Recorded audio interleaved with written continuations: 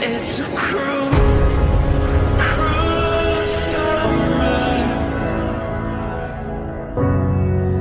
leaving me here on my own. It's a cruel, cruel summer.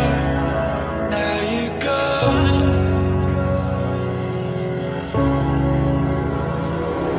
The city's crowded, my friends are away.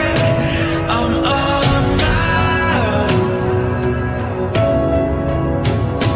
It's too hot to handle, so I gotta get up and go.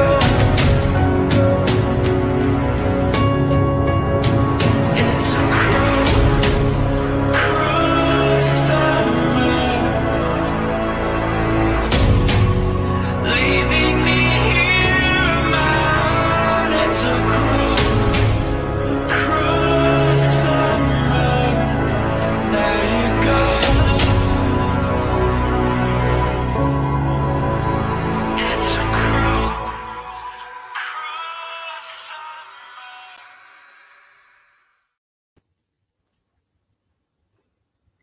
Hey guys, Hey guys. welcome. I know this is a weird time for us. We never do this in the middle of the day, but doing a little something special today. I'm excited. Oh, hey Crystal. Hey guys. All right, so I'm Vanessa with Unmasked, and I have Beth with me today. We're super excited for the guests that we have. We've been so pumped for this. And Yes. just what we're going to do is we're going to show the video here from Shannon himself, and then we'll go ahead at the end if anyone has comments or questions that they have for him, and we'll save that till the end so that he can get his story out and we can get all the good details. So anyway, without further ado, let's bring on Shannon Ainsley. Hey, Shannon. Hey Shannon. How We you are guys so doing? excited you're here. Thanks for being here. Yes, I am. Yeah, pleasure. Thanks for having me. What time is it where you are? I know it's late, right? Just after 11 p.m. and the sun's still shining. It's like so bright out. It's amazing. We have Are you 24 guys- hours. light, Are yeah. you in 24 hours of light right now? Yeah. So everyone has like midnight surfs, and we surf until like 2 or 3 in the morning sometimes. It's amazing. How cool. That's How really cool. cool. So for those of you who don't know, this is Shannon Ainsley. Like we've talked about a lot in group, that survived the Great White Shark Attack, and he's also a friend of Beth's. So we're super excited. And I just was waiting a minute to let more people come in because I know this is a weird time. I'm sure our European friends love it. We're usually on so late. They're excited. Yeah. So what I was thinking we would do, because I did, of course, I've already watched it so many times, but I downloaded a clip of it for us to play before we hear from Shannon. So Leslie, do you mind playing that really quick? Go very wrong. As Shannon carves into the crest of a wave, the dorsal fin of a great white surfaces. And then, the horrifying reality. A second fin. The sharks collide. Shannon flips in the air and disappears beneath the surface. So can we hear everything? Just first of all, I want to set the scene because it was 2000, correct? Yes. Okay. And how old were you at the time? I was 15. Okay. And was this your very first encounter with a shark like this? To that extreme for sure, but I was born in a city called East London, and that town actually has, or at that time had the most fatal shark attacks in the world. So we often saw sharks, and we always heard of stories of people being bumped by sharks or being chased out the water by a shark as well. And before my attack, I had already been chased out the water twice by sharks. Really? I'm not too sure what kind of sharks they were, but not like super gross, but they were in the water. And so I mean, it's pretty normal where I was born to see sharks every now and then and to hear of shark attacks and shark stories. but ever a great white, because I don't know, I guess, and of course they're beautiful creatures, but as far as sharks go, Beth and I have talked about this so many times. Obviously, great whites are terrifying. Yes. I would imagine what it would be like to actually encounter one in the water. Well, I was in the water. But I was hoping, just walk us through, you know, kind of the whole day, what you were doing right before it happened. You were in a competition, right? No, I was not. It was during the free surf, so it was the first day back at school after the winter vacation, and we were actually supposed to have surf team training that afternoon. And just before the training, the teacher canceled the whole thing, so no one rocked up. The training is usually at a different beach, so we went to Nahoon Reef, which is where the shark attack happened, and it's a really good wave. And on the best days, you can ride a wave for maybe 800 meters or more. I'm not too sure what that is in yards or feet, but it's a long ride. It's like almost a 2-minute ride. Yeah. Yeah, so it was a super nice warm winter's day, no wind, and there were no clouds in the sky, so like super blue sky, super clear, crystal clear water, and the waves were good. There were maybe like 15 or so people surfing, and my brother was there. He was there with one of his best friends. I was there with one of my best friends, and there was just a really good vibe in the water. And about an hour and a half into the surf, some guys got out the water. They like kind of felt uncomfortable, my brother included. And I never felt uncomfortable, so I just stayed in the water and carried on surfing. And then literally like about 4 or 5 minutes after they got out, while I was paddling for a wave, these sharks attacked me. And it happened so quickly that I had no idea what was going on. Everything just slowed down, and I thought I was dreaming. And I remember like feeling this it felt like I got bumped off or like lifted up super slowly into the sky, and then like something just dragged me underneath the water. But what actually happened is that the shark on the left of me hit me with so much force from underneath and hit me right into the sky or the air, flipped me around, and in the process, while I was holding my board, it grabbed my surfboard in my hand and dragged me underneath the water with it. And the second shark on my right side missed me because the other one got me first, which I'm very thankful about. And the shark that got me grabbed me and dragged me quite deep underwater. And again, at this stage, I still had no idea what was going on. Everything was like a complete dream. And when it let go of me, it just stopped and stared at me face to face, like this close, like in front of my face, with his mouth wide open. Oh.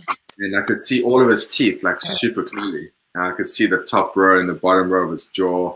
I could see his one big dark eye staring into my face. And we just had this like little staring moment, this encounter for a few moments. And I think the shark was confused because obviously when it bit my surfboard, it tasted fiberglass and foam and not flesh. Right. And so I was very confused. And the good thing is that the shark also bit over the skeg or the fin of the surfboard, and it couldn't close its mouth properly. So I think it might have got injured. So I think the shark was just as confused as I was. And then it swam away. And when it swam away, I swam to the surface of the water. When I got to the surface, I saw my surfboard lying in front of me and all the other surfers paddling frantically towards the beach. And I had no idea what was going on, honestly. I was so confused. So I like swam to my surfboard, grabbed my surfboard and pulled my right arm over and across to start paddling. And then I saw my fingers hanging off, a big hole in my hand, and this blood like just squirting all over the place. And that's when I realized that what I thought was a dream was reality. And my dream just became like a horror movie. It was so scary and so intense. Like basically my biggest fear in life just became my reality. And it was so intense because I was about, say, 100 meters offshore at this stage. And there were no more surfers in the water because everyone just left me. So I was alone. And of course, the ocean went dead flat, so there were no waves to catch. And there I was as a 15-year-old kid, like crying, freaking out and panicking, looking over to my left and my right, expecting the sharks to come back, because I'm sure you've heard of many stories of sharks going back for a second or third time. And in my situation, there were two. And so I'm busy looking around, waiting for the sharks to come back and wondering how I could fight them off. And obviously knowing that that wasn't possible. I just started praying, and I was like, God, like the only way out of this is a miracle. So I started praying and crying. I was like, God, please, like, help me out and get me out the water safely. And the best thing ever is that as soon as I prayed, like, all my fear just disappeared. I was so scared. I was shaking and panicking and freaking out. And then all of a sudden my fear just disappeared. And I knew I was going to make it out safely. And that was a good relief. And then fortunately a wave came out of nowhere. I caught this wave, managed to like belly board it on my stomach all the way to the rocks. And then that's where all the surfers met me on the shoreline, and someone tied a leg rope around my arm to stop the bleeding. Someone put a towel around my hand, and then my brother rushed me to hospital, and I survived. And the next morning we woke up, or I woke up, and we realized that the whole incident was caught on camera, and it was the best thing ever to see. So cool. Oh, that'd be crazy. How big were they? Like, how big do you think the sharks were? They were around 4 meters, so like 12, 14 feet. Right. So are they so, you know, you see them on TV and they seem, you know, huge, but like, are they so, when you see them in person, that's got to be crazy, because that's like 14 feet. That is huge. Yeah, that's big. And, you know, it's not just the length. They're so like wide and fat and big and pure muscle. And they're big, and their teeth are huge. Like, that's crazy. So, I totally respect the sharks. So, like, I'm not like, I don't have anything against them. I absolutely love sharks, but they are scary, man. Like, just to know that like sometimes they'll sneak up on you completely unexpected, and they'll just go for you. Sometimes they'll attack you, sometimes they'll bump you, but it's scary. Yeah, I think they attack for like different reasons. I think some is like mistaken, and then some is like territorial, and then some is, you know, curiosity. So do you think that they were being territorial and that's why the two came together right there? Yeah, it's a good question. I don't think anyone's like come up with a good reason as to why there were two of them, but yeah, like, so in some cases, if a great white, like sharks usually hunt differently, but with the great white, they before they eat you, they want to make sure they know what you are. So that's why a lot of the time they'll like just like kind of bite you to taste you first, and that bite can kill you, or you can lose an arm, a leg. So that's quite intense. And then when they're gonna eat you, when they're like pretty certain of what you are, they're gonna like come up with a lot of speed, knock you into the sky, and grab you and bite you with force. And that's usually what they do with seals and turtles. And so in my situation, it was an attack, but the one on the left like really attacked me, and the one on my right was just there. So maybe it was like some kind of angel shark protecting me. I don't know. It's your angel shark. Your angel shark was like, not today. Yeah, for sure. And then you have had, okay, so you've had several other encounters. You also saw someone getting attacked, correct? Correct, yeah. Yeah, so before that, just before that, like a year before I helped that guy, I was bumped off my board by a shark very, very close to where I had previously been attacked. And that was crazy, because I don't think it was a great white, because the water was very dirty and murky. We had a lot of rain and flash floods, and the water was super dirty, so you couldn't see very clearly. And I was just sitting on my surfboard with a friend by my side next to me. We were waiting for a wave, and all of a sudden something came from behind and knocked me from the back, and I went flying into the air, and my board shot out in front of me. And it was so scary. We just saw the shark swim away. And I got onto my surfboard, and we said a quick prayer again. Please, God, keep us safe. And we managed to get out safely.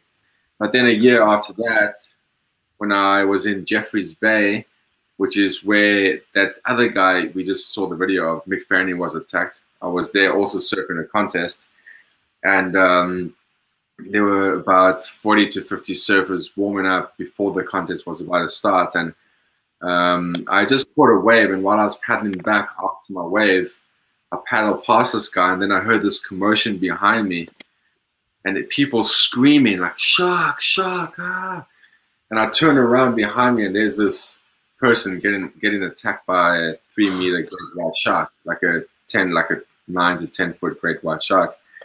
And it was so scary. Like, I just started panicking again, and everyone started paddling towards the beach, and the beach is quite close because the wave breaks like parallel with the with the rocks or the reef, and it's a very good wave, but close to the beach. And everyone got out very quickly, and I was the closest to the surfer and the shark, and the shark was in between me and the beach, so I had to swim around the tail of the shark to get out.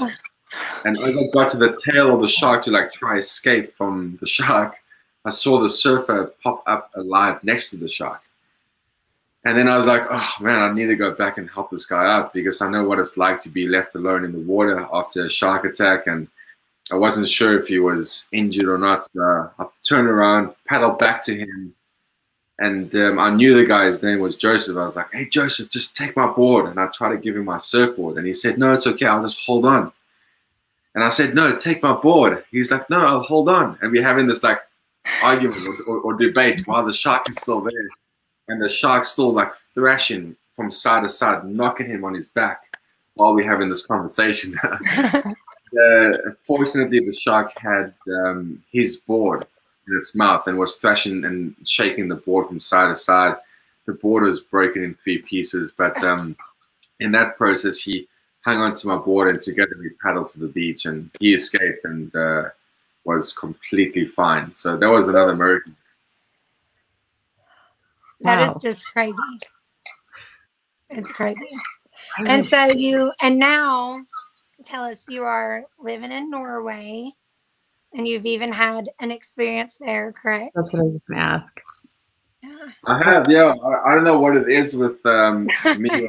Are you the Yeah. ocean whisperer? Like, are I you know the this. ocean whisperer? I'm not sure, because I must be some kind of fish whisperer or something. Yeah, I was and again, this was during a surf competition. I was surfing a contest in the semi-finals of like the Lofoten Open, and again, I just caught a wave, and I was busy paddling back, and in the corner of my eye, I saw this big dark black thing coming straight at me with a lot of speed. It's going so fast. There was like a small wave, like a wave coming with it. And in my mind, I thought it was a shark, but then I was like, no, it can't be a shark because I'm in Norway. It's too cold. There are no great white sharks up here. And as I thought that, this killer whale came right underneath me and slowed down. And as it slowed down, it like turned and looked up at me.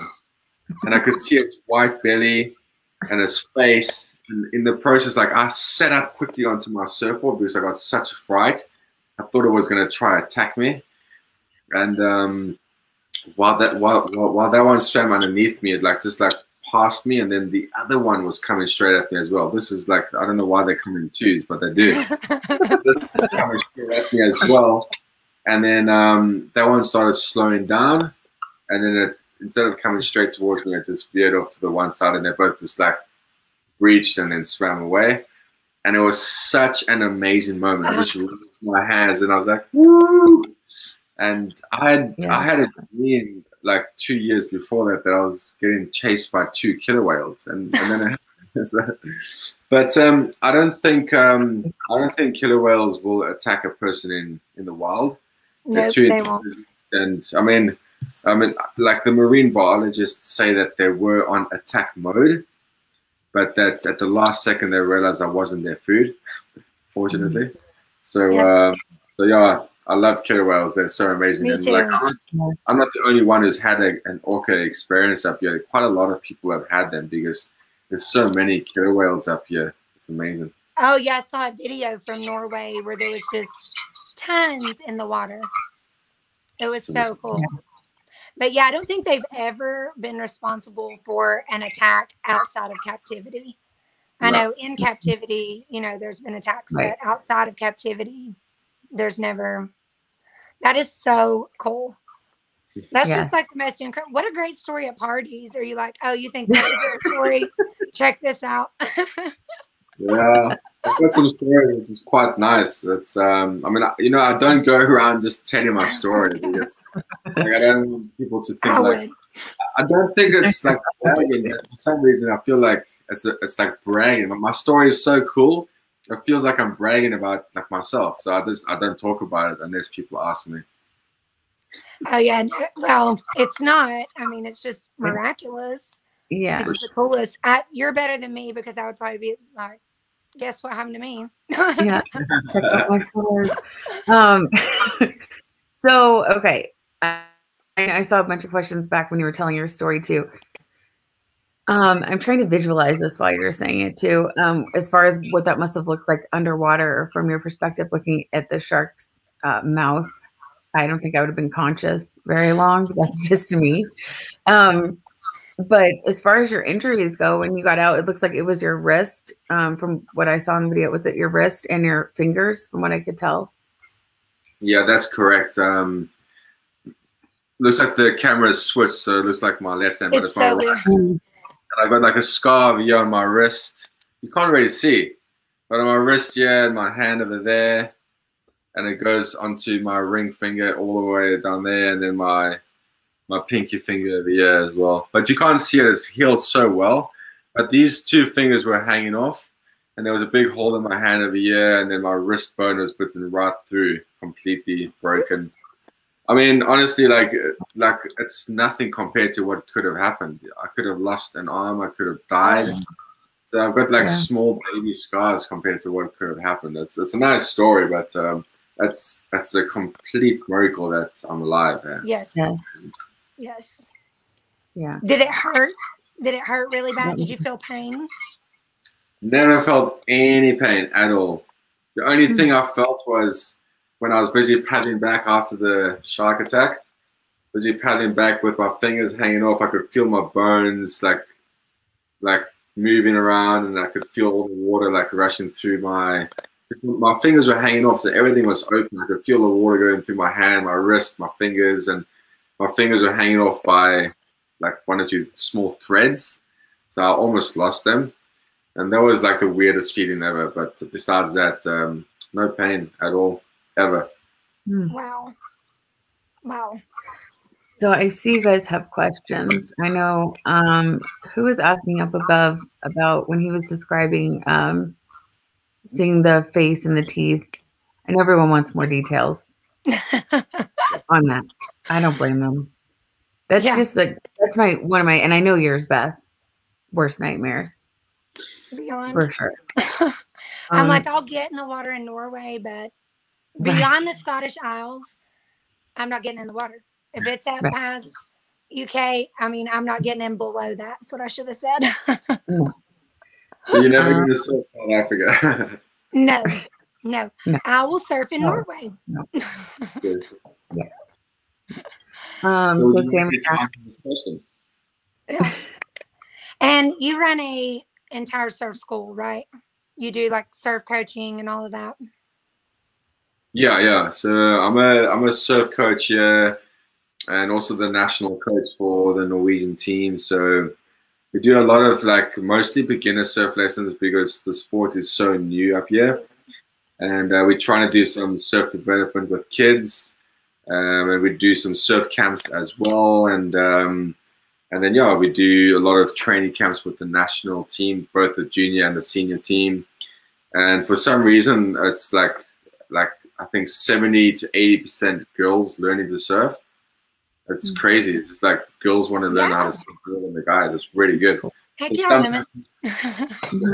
Sometimes you surf here and it's just girls in the water, or like mostly girls in the water.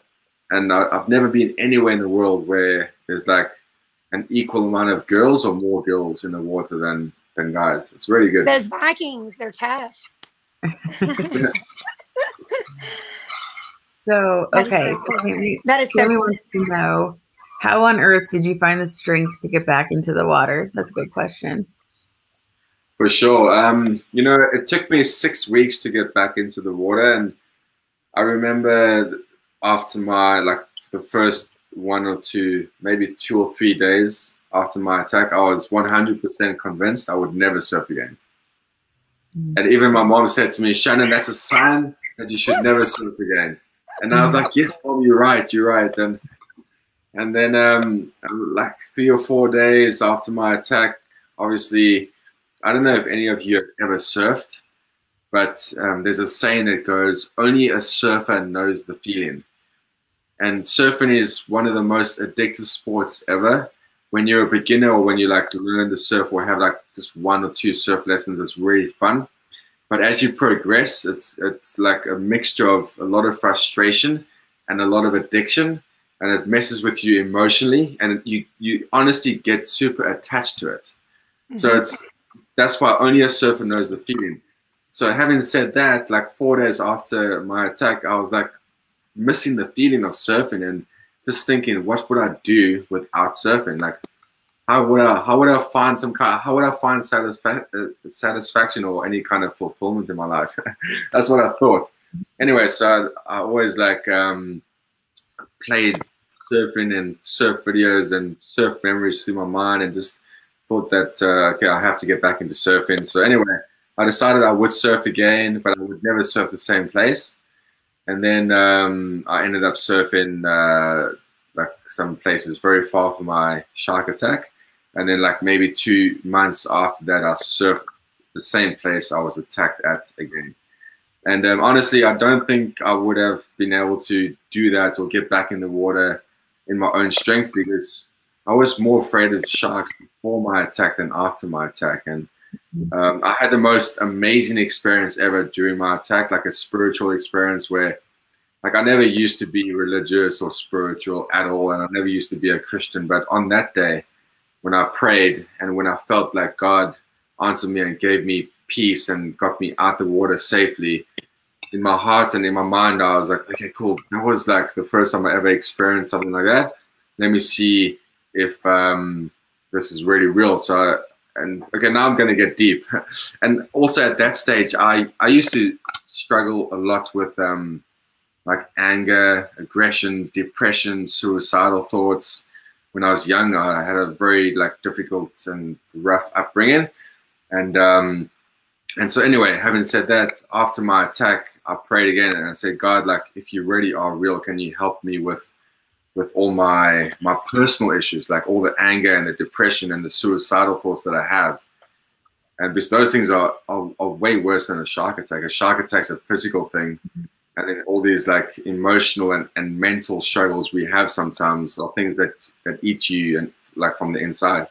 Anyway, and literally a day or 2 after I prayed that, all those fears and depression and suicidal thoughts just disappeared, and I was filled with joy and peace and faith, and just you know, and I don't know, that changed my life big time. So I think that gave me the strength to get back into the woods, and it gave me the strength to go back and help the other surfer who was attacked by a shark behind me. Otherwise, I would never have been able to do it, because I'm not a strong person. I used to be super scared, you know, so it's not my own strength at all.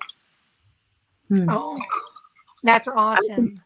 Yeah, I think that's just as interesting as the actual story itself, as that it was that life-changing for you. Me too. Where was the next one I saw? We had Stephanie. What was your question that you had up above? The one about the shark.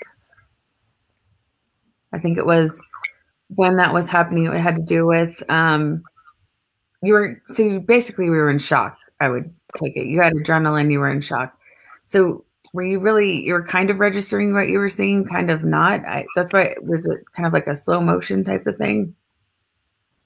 No, I definitely thought I was dreaming, 100%. I had no idea what was going on until I saw my fingers hanging off, and then what I thought was a dream came back as flashbacks, and I realized that what was a dream was real, and that's when I started remembering everything. I actually only remembered certain parts of my shark attack only the next day.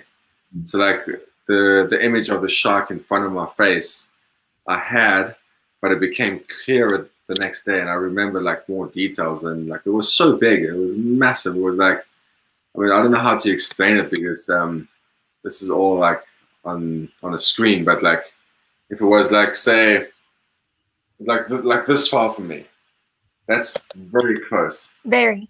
Like my head could have easily just like fitted into its jaw, maybe 2 heads. I don't know. It was really big, and its teeth were like this big, super sharp, very clear, and very white. And its eye was dark, so like a dark eye, white teeth, and inside of its mouth was just like dark as well. And you could see its gray face, and it was really big, and it never moved. It just like stared at me for a few moments. I think it was very confused. And hey now. yeah, it's crazy. Wow. Yeah, it probably was. And didn't you say it was like going? One of them was going for your head and shoulders, right? Or was it that one that was going to do that? Yeah. Yeah. So like I remember like underwater just seeing the one, and I think that's the one that attacked me because it grabbed me, pulled me underneath the water, and let go. And that was the one that was right there in front of me, and it was horrifying. Wow. Marshall has a good question. She always does. Why do you think the sharks left you alone, especially after you'd already been injured and were bleeding like that? That's a very good question. This is what was going through my mind the whole time while I was busy punting back to the beach. I was like, oh no, I'm bleeding. The sharks are going to get more hungry and more thirsty and come after me. And because, yeah, they definitely get attracted to the blood. I've done a lot of, like, I want to say research, but tests on shark repellents with great white sharks, and had some marine biologists and scientists work with me and help me out. And as soon as you put a little bit of blood in the water, they just go crazy. Like, so yeah, first of all, I think the shark that bit me in my surfboard was more than likely injured. I've actually got my surfboard here. Maybe I can get it and I'll just show you where it bit over. Give me a second. Yeah, that was so cool. We're like, okay. I feel like I'm like so close. I'm like, can you see that? Listening. Oh, wow. Oh, wow. So if you look here, like this here is one of the skegs. Oh, So it wow. bit over the skeg over here, and you see there's no bite mark on this side. Nothing. So it actually could not close its mouth. So it obviously, yeah, so this part must have hit its palate and injured it, because this is a very sharp fin, you know, and when the shark hit me, it hit me really hard and bit really hard as well. So I think it got injured. But then I don't know why the other one never came for me. The other one should have came for me, because the other one was just like chilling there and cruising. It's a miracle. Yeah. I can't imagine. Scary. I'm gonna hear it. Let's see. Okay, Laura A has a good one. Were rescue teams and jet skis on their way to save you, or did they not quite see what was happening right away? No, this is South Africa. People are very slow when it comes to immediate assistance. They don't understand immediate, but they did phone the ambulance immediately, and they took. My brother just rushed me to the hospital anyway, because we, as South Africans, know what it's like in those kind of situations. There have been stories in the past where people waited for an ambulance or paramedics or whatever, and they took too long, and people died after a shark attack. So my brother, I mean, I wasn't in that kind of situation. My fingers were hanging off, but I was going to survive. But my brother rushed me to hospital, and and then they sorted me out when I got there. It took us like 15 minutes to get there. And apparently the guys who waited at the beach said that the ambulance took like 45 to 60 minutes to get there, and which is long, super long. They could have been there in 10 minutes because there are paramedic facilities like within like a 10-minute drive. But they're just like really slow. But there is a beach, like say 800 meters from where I was attacked, and there's a lifeguard tower with lifeguards, and they have jet skis and boats, and usually they do a super good job actually. But because I was so far away, they never saw what was happening, and they never knew what was happening either. So yeah, would have been nice with the jet ski sister. Yeah. Like with Mick Fanning, I noticed that was crazy. Yeah. As quick as they could get over there, they got him up on the back of that, and he was like, exactly. Yeah. Let's see. Oh, you missed that? Yeah, he did describe them. Really how many white. inches would you, really white and huge. And huge. How big would you say those are, like inches wise? I don't see the question. I see something about if you asked it, my kids are acting out. What? Oh no! Oh no! Her kids are acting up. So she missed your description of the teeth. She's mad. She didn't get to hear that. So you wanna know how big the teeth were or what? Yes.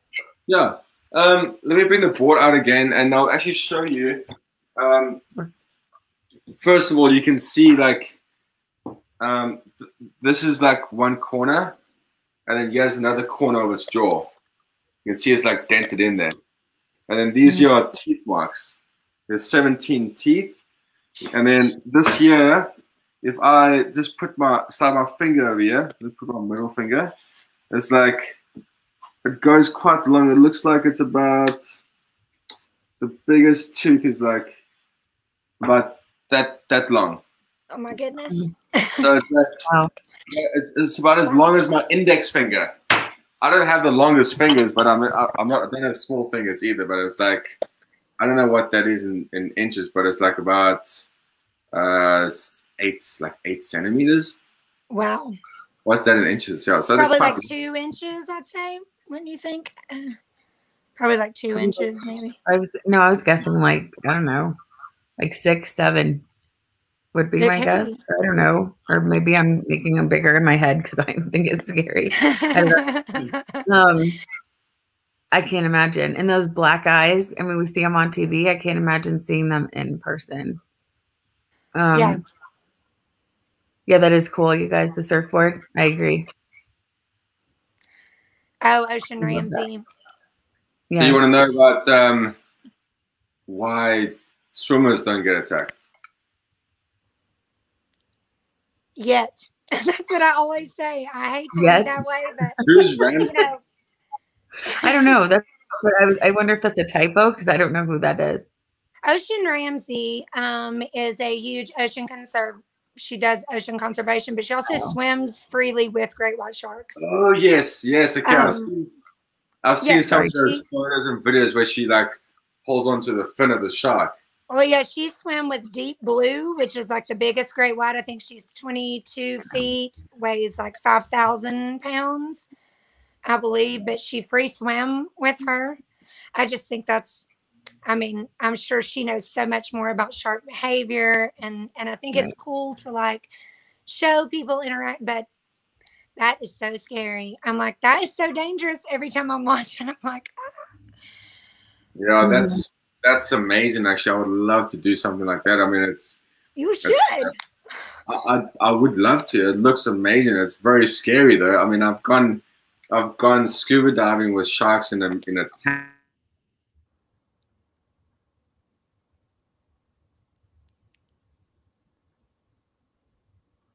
Uh-oh, is that me that's frozen or is that him?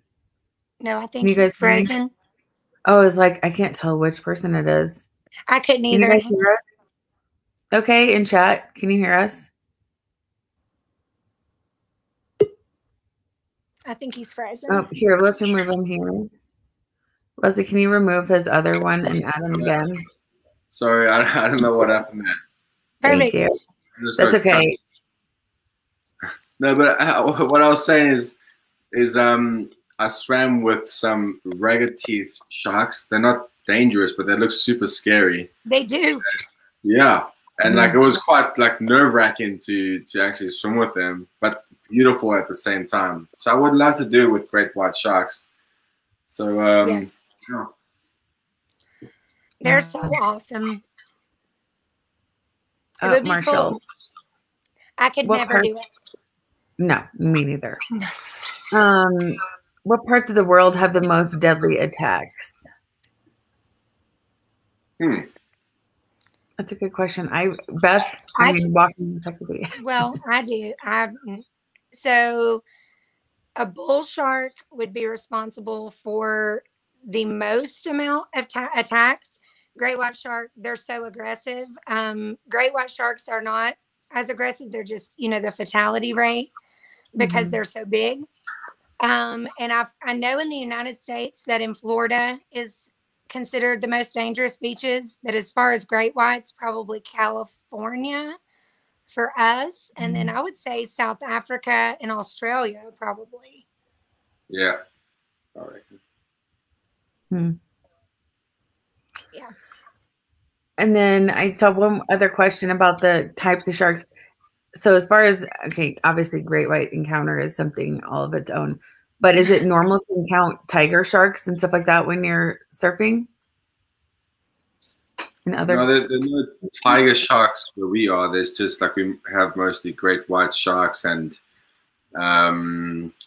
bull sharks. Those two attack quite a bit, but then also we have ragged teeth shark that attack, but that's usually more an accidental attack, like when the sharks feel threatened. I've got two friends who were attacked by a ragged teeth shark, and both times they did the exact same thing. There were like different occasions, different surf spots, but they were busy surfing a wave. And after the wave, they just jumped off their surfboard back into the water, not seeing the shark. They like accidentally landed on the shark, and the shark freaked out, grabbed their foot and pulled them underneath the water and then let go. But they were okay. But I preferred surfing in clearer water. I see this question is about murky water. Obviously, it's nice to see what's underneath you. Yeah, it's much better with clearer water. And usually with murky water, you have like the Zambezi. So we call it Zambezi sharks in South Africa, the bull sharks. And also because they swim up the rivers. They often wait around the river mouths when things wash out after a lot of rain or flash floods. And they also swim into the rivers. It's pretty hectic. So yeah, the dirty, murky water is not so nice to surf in. The clear water is better. I think bull sharks are one of the scariest. I do know they have more testosterone. I mean, don't quote me, I'm pretty sure, than any other living creature on Earth. So I think that they are just, I know they're like super dangerous. Yeah. Have you gotten to meet any of the other shark attack survivors, like Bethany Hamilton, for instance? No, not Bethany Hamilton, not yet. I've met a lot of shark attack survivors, but not Bethany Hamilton. Very good. I've never been to Australia. I would love to go. I did apply for a visa once, but I had my visa denied, so I need to try again and go visit. Yeah, they're all wondering if you'd ever open a surf school in the U.S. I've seen that question about 50 times going by. No. Well, what is that? What did you ask me about the U.S.? Everyone pretty much wants to know if you'd ever consider opening a surf school in the U.S. Oh, I actually have considered it. Yeah. One of my very good friends, when I was there the last time, one of my very good friends was like in the process of leaving his job and starting the surf school, and we kind of discussed whether we should do it together, and I was going to maybe just live there, but I never did that. But maybe one day when I'm back there. You have our boat. So. Well, it looks like there's like 343 people that are ready to enroll. Yes. Good stuff. Yeah. Well, I will maybe be there soon, and then we can have like maybe a surf clinic, and we can all hang out. Yeah, that's what we need to do. Yeah. Are They're you like, sure just you want to let us hang out with a know bunch of murder obsessed females? What is that question? I said, you know how we do true crime? I said, are you sure you want to hang out with a bunch of murder obsessed females? Yes. I'll give it a shot. I'll give it a shot. The temperature in Norway and the water's like, in some places it's 0 degrees in the winter, which is the freezing point for us. I don't know what that is in Fahrenheit. And then so between like 0 and 4, so like between freezing and just above freezing is as cold as it gets. And then sometimes you have like -15, -20 in the air with the wind chills. So it's very, very, very icy and cold. Is that hard to get used to? I know the water in South Africa is pretty cold, but I'm sure not near as cold as that. Yeah, it's some days it's okay, some days are brutal. When there's a lot of wind and it's cold, that's when it's really bad, because it's like the cold goes straight through the wetsuit and it just like goes into your bones and it's like really cold. But the good thing is that the wetsuit technology is so good that you warm up so quickly as soon as you move around and catch waves. So it's not as bad as everyone thinks it is. But if you just sit there and you don't catch waves, you will freeze. And the coldest is your face. Like the only part that's exposed to the water and the wind is like this part of the ear. And that gets cold when you duck dive and you go underneath the water or underneath the waves multiple times. You get brain freeze. And then obviously the wind chill like into your face and your eyes. It's really bad. And sometimes with the wind you have like hail and snow like hitting your face. So it's quite painful. Oh, wow.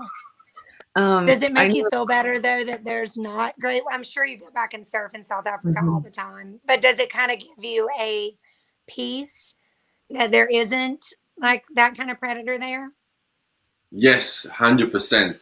South Africa is amazing, but it's a dangerous place in many ways, like good and bad. So bad because we have like a lot of crime, for example, but also good because like it's a lot of natural stuff. Like we have wild animals everywhere. We have wild fish in the ocean. It's a country that's so alive. Awesome. It's amazing. So I do kind of miss that part of South Africa, even though it's more dangerous, like being in the water or being on the land. I miss it, but it is nice to be here to know that I'm a bit safer. And to answer Amanda's question, I know how many people do I know? Maybe around 9 or 10 people who've been attacked by sharks. Wow. Wow. Like I know personally, yeah. Right. Yeah. That's so cool. I bet they all have crazy story. I bet, you know, everyone has his stories different, and that'd be neat to do. It's nice to hang out with people who've been attacked by a shark and you talk about those stories. It's so cool. Yeah. I bet. And let's see. I know that you have to get up early and stuff, but I just wonder if we could wrap up with a couple, final questions, if you don't mind. Marshall always brings it with the questions. This is a great one. What signs did your brother have that made him know you were in trouble? Yeah. So, usually in the winter months in South Africa, we have the sardine run. So the sardine kind of a fish swim up the coast from Cape Town to Durban. So from the cold water to the warm water, and bigger fish follow them. And then obviously the sharks follow them too. And there's obviously a lot of activity in the ocean and a lot of dolphins interact with that. So there's a lot of fish getting eaten. So you smell like, you have this fishy smell in the air sometimes, and it creates like a feeding frenzy, and you see birds diving in the water. So this happens every now and then in the winter months in South Africa. And in East London, where I was attacked, you see it a bit more often because there's so many fish there and so many dolphins and sharks and whales. And so sometimes when you surf and you have that smell, like that fishy smell, you get out the water. If you're smart. I wasn't so smart, so I stayed. So some people had that smell and they just left. And other people just said they felt uncomfortable in their heart or their spirit, so they left as well. And there was one guy who actually saw the sharks before they attacked, and he got out, and he never told anyone. But he never told anyone because he had just smoked some weed, some marijuana, and he thought he was hallucinating. So he just got out and he thought he was himself. He just thought he was seeing things and panicking. Oh so my he gosh. and didn't tell anyone. And then like 10 minutes later, I got attacked. Wow. Actually, it was real what you were seeing. Wish I had known. Right? Sure. Stephanie, before he has to go, I don't know, we can ask. They want to see your board one last time Yeah, before sure. you have to go. You guys are killing me. That is awesome. That's crazy. There's actually a piece over here in the circle that's gone, like a small chunk. Wow. That is so crazy. There you go, Stephanie.